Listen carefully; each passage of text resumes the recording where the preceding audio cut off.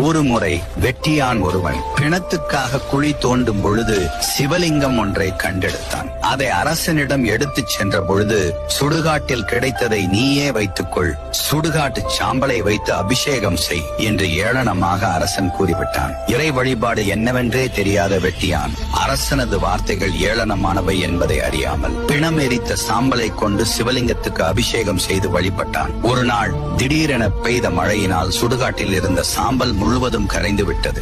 சிவலிங்கத்துக்கு அபிஷேகம் செய்ய சாம்பல் இல்லையே என வருந்திய வெட்டியான் விராட்டிகளை அடுக்கி தீயை மூட்டினான். தனது மனைவியை அழைத்து, நான் இந்த தீயில் விழுகிறேன், என் உடல் எரிந்து கிடக்கும் சாம்பலை கொண்டு சிவலிங்கத்துக்கு அபிஷேகம் செய் என்று கூறினான். ஆனால் மனைவியோ, நீங்கள் அப்படி இறந்து விட்டால் இங்கு வரும் பிணங்கள் சீரழிந்துவிடும், நானே தீயில் குதிக்கின்றேன் என்று கூறிக்கொண்டே தீயில் விழுந்தாள். இவர்களது பக்தியால் திளைத்த சிவபெருமான் பார்வதியுடன் இவர்கள் முன் காட்சி கொடுத்து வெட்டியானின் மனைவியை உயிர்ப்பித்து இருவருக்கும் முக்தி கொடுத்து அருளினார். இந்த தகவலை அறிந்த அரசன் தங்கத்தால் ஆன சிவலிங்கத்திற்கு பன்னீர், பஞ்சாமிர்தம் என்று வாசனை திரவியங்களாலும் அபிஷேகம் செய்த எனக்கு காட்சி தராத இறைவன், சுடுகாட்டு சாம்பலையும் பழைய சோற்றையும் கொடுத்தவனுக்கு மோட்சம் அளித்துள்ளாரே என்று வருந்தி, பின்னர் பக்தி என்பது ஆடம்பரத்தில் இல்லை, தூய அன்பினால் மட்டுமே மலரக்கூடியது என்பதை உணர்ந்து கொண்டான்.